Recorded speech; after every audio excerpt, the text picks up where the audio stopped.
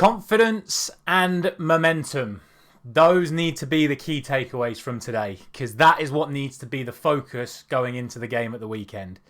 I wouldn't say it was a 5-star performance. I'd say it's about 3.5 stars at best, because in that first half, we were still poor. We were still the same team that played against America, just with different players on the pitch. The mindset was still the same, and for whatever reason, when we went in at half-time, Gareth Southgate said to the players, shackles off and be aggressive. And for the first 10 minutes of that second half, we absolutely blew Wales away. And I know there are some people already saying we only won because we scored the free kick, which then freed it up a bit. But that's not true. We came out for that second half ready to play at our top level, and that's exactly what we did. Whether or not that's because he put Rashford on the right and Foden on the left, clearly that did work massively well. But from the moment that second half started, we just seemed to be into a higher gear, playing faster, more aggressive in terms of the high line and the press. Passing was much quicker and much sharper. I would say maybe not so from Harry Kane. I thought he dawdled a little bit at times today. But overall, the moment that second half started, we went at them and we did the damage. Rashford's free kick is absolutely phenomenal. Then the high press and the ball across from Kane to Foden, fantastic. And then, of course, Rashford yet again getting himself on the score sheet with that third goal. And as you'd have probably seen by the thumbnail, might even be in the title as well, Marcus Rashford has to start against Senegal. I don't care who for. I would prefer it to be in place of Sterling in terms of the main team. But Marcus Rashford has to start. Whether it's on the right or the left, he has to be in the starting lineup. I'll leave that for you to discuss in the comments who you would take out, whether that's Saka or whether that's Sterling. For me, obviously, it would be Sterling. I think Saka is a more dangerous player than Raheem Sterling, certainly on current form this season. And I would still have the exact same team that I would have picked for that first game when I did that video a couple of weeks ago. I'd have Saka on the right, Foden on the left, Rashford on the left, and Foden in the middle, but given that free license to roam around and get involved everywhere, because that is where Phil Foden is at his best. The only change I would make from that team to the other game against Senegal is Kyle Walker needs to play at right back. My biggest worry from what I saw today is how early he took Kyle Walker off, because that says to me he's going to start, and don't get me wrong, a fit Kyle Walker should be starting, unless Reece James is available. A fit Kyle Walker should be starting.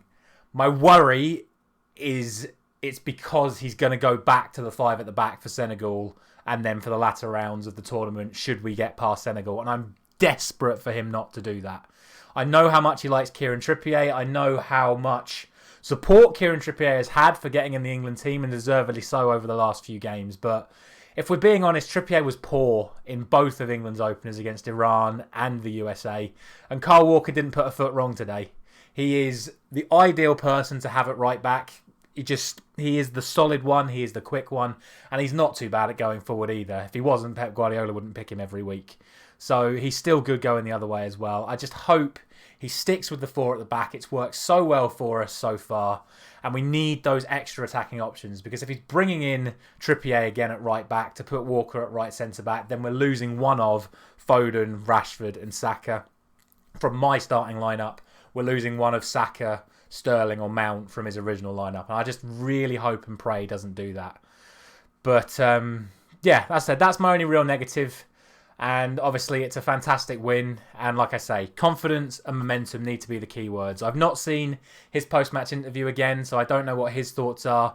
But I'm hoping that's what he's going to be pushing, because football is such a confidence and momentum-based sport you would not believe.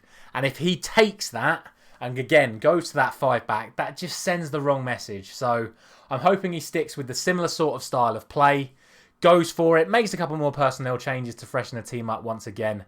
And we need to go at Senegal with the same impetus that we went in for that second half. Because, don't get me wrong, Senegal are a very, very good team. And I know they're being slightly underlooked or overlooked, whichever way that needs to be worded.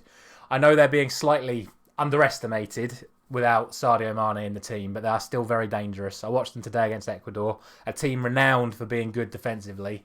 And they beat them, I would say, relatively comfortable, even though the scoreline suggested otherwise. So need to be careful of that, but I'm just hoping, like I said, he just goes for it, because this team has so much attacking quality, so much ability, and when they're allowed to express themselves like they were in that second half, we are one of the best teams in the world. So, fingers crossed, we're on the road to recovery again, because all the momentum from the Iran game was killed by that America game. But I would say we've got 75%, if not more of it, back from that game. And fingers crossed, like I say, I'm not going to say the magic words, but we should beat Senegal.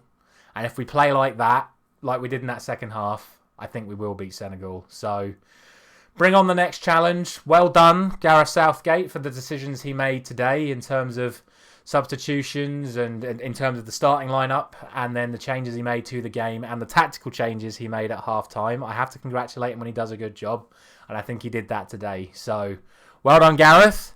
Please continue with that mindset into the next game, and you never know, we might just make it a little bit further than some of us hope. As always, let me know down below your thoughts, and I will see you tomorrow morning for the next round of predictions. Thank you very much for watching.